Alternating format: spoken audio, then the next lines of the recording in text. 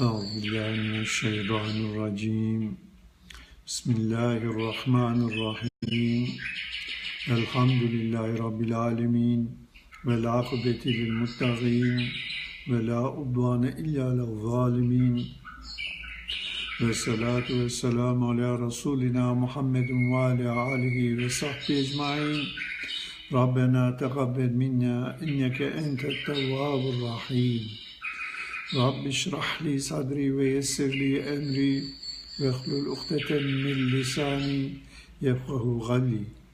Allahümme erzukni fehmen nebiyyen ve hefsil murselin ve elham melaketil mugarrabin. Rabbi yessir ve la tuassir rabiten min bil hayr. Muhterem dinleyiciler, hepinizi saygı, sevgi ve muhabbetle selamlıyorum.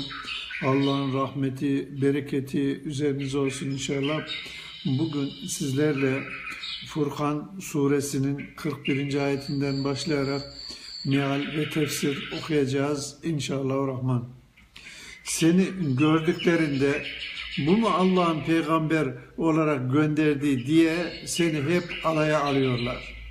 Eğer onlar üzerinde sebat etmeseydik neredeyse bizi ilahlarımızdan saptıracaktı diyorlar. Azabı gördükleri zaman kimin yolunun sapık olduğunu bileceklerdir. Arzusunu ilah edinen kimseyi gördün mü, ona sen mi vekil olacaksın? Yoksa sen onların çoğunun gerçekten işittiklerini yahut düşündüklerini mi sanıyorsun? Gerçekten onlar hayvanlar gibidir. Hatta onlar gidişçe daha da sapıktırlar. Ey Muhammed, Kureyş seni gördüklerinde bu mu Allah'ın peygamber olarak gönderdiği, Allah'ın aleyhimizde delil olmak üzere peygamber olarak bize gönderdiği kimse bu mu diye seni hep alaya alıyorlar. Küçümsüyorlar ve basit görüyorlardı. Yani onlar iman etmemekle yetinmiyor, ayrıca peygamberi hafife alıyor ve onunla alay ediyorlardı. Ayet-i kerimede ifade edilen bu söz Ebu Cehil'in Ebu Süfyan'a söylediği bu Abdi Menaf oğullarının peygamberidir sözüdür. Eğer onlar sözlerinde sebat etmeseydik, onlara inanmakta kararlı davranmasak ve ibadette direnmeseydik neredeyse Muhammed bizi ilahlarımızdan uzaklaştırmak suretiyle onlara tapmaktan bütünüyle saptıracaktı diyorlar. Bunun üzerine Yüce Allah onlara cevap olarak şöyle buyurmuştur. İnkarları karşısında kendilerine verilecek azabı kıyamet günü gözleriyle gördükleri zaman kimin yolunun sapık olduğunu gecikmiş bile de olsa bileceklerdir. Burada inkarcılar saptırma adı altında Resulullah sallallahu aleyhi ve selleme sapıklık isnat etmişlerdir. Çünkü bir kimsenin başkalarını saptırabilmesi her şeyden önce kendisinin sapıklığına bağlıdır. Arzusunu ilah edinen kimseyi gördün mü? Ayetteki gördün mü anlamını verdiğimiz ara eyte kelimesi bazen bir şeyi bildirmek ve bazen de bir şeyi sormak için kullanılırsa da burada hayret ifadesi için kullanılmış ve tıpkı şöyle buyurulmuştur.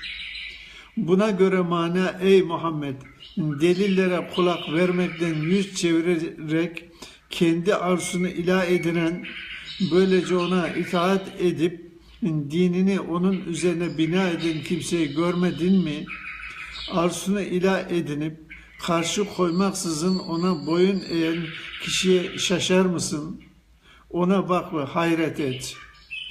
Ebu Süleyman Allah ona rahmet etsin şöyle demiştir. Nefsini arzusuna tabi kılan gönlünü öldürmeye çalışmaktadır. Çünkü gönlün canlılığı zikirle, ölüm ve öldürülmesi ise gafletle olur.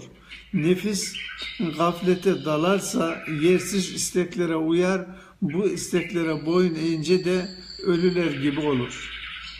O ona sen mi vekil, şirk ve günahlarına engel olacak, koruyucu olacaksın.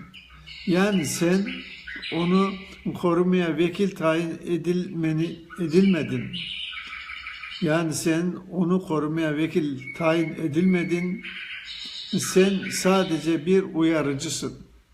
Yoksa sen onların çoğunun gerçekten kendilerine okunan ayetleri hakkıyla işittiklerini yahut onlardaki öğüt ve güzellikleri düşündüklerini mi sanıyorsun ki durumlarına önem veriyor ve aşırı bir şekilde iman etmelerini arzu ediyorsun?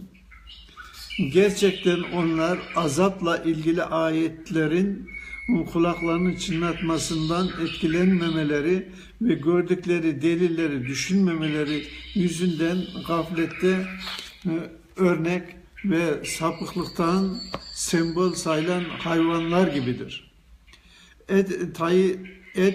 Tevilat en necmiyete şöyle denmiştir. Onların yemek, içmek ve nefsin hazlarını yerine getirmekten başka bir arzuları yoktur. Tıpkı yemekten ve içmekten başka hiçbir arzusu olmayan hayvanlar gibi.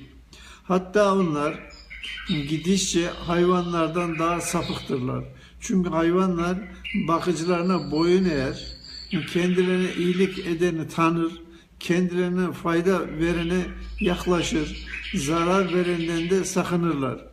Bu insanlar ise Rablerine boyun eğmezler. İyiliğini tanımazlar. Menfaatlerinin en büyüğü sayılan sevabı arzu etmezler ve zararların en kötüsü olan cezadan korkmazlar. Şüphesiz olarak bil ki Yüce Allah melekleri akıllı yaratmıştır. Hayvanları yaratmış ve onlara şehvet vermiş. İnsanı da yaratıp ona hem akıl hem de şehvet vermiştir. Bu nedenle aklı şehvetine yenik düşen hayvanlardan daha kötüdür. Bunun için Yüce Allah hatta onlar gidişçe daha sapıktırlar buyurmuştur. Ancak aklı şehvetine galip gelen Allah'ın emirlerine karşı gelmeyerek buyruklarını hakkıyla yerine getiren kimse meleklerden daha hayırlıdır. Bu tıpkı Yüce Allah'ın varlıkların en hayırları işte onlardır buyurduğu gibi. En iyisini Sübhan olan Allah bilir. Rabbim dünyada iyilik versin, ahirette iyilik versin, cehennem azabından korusun.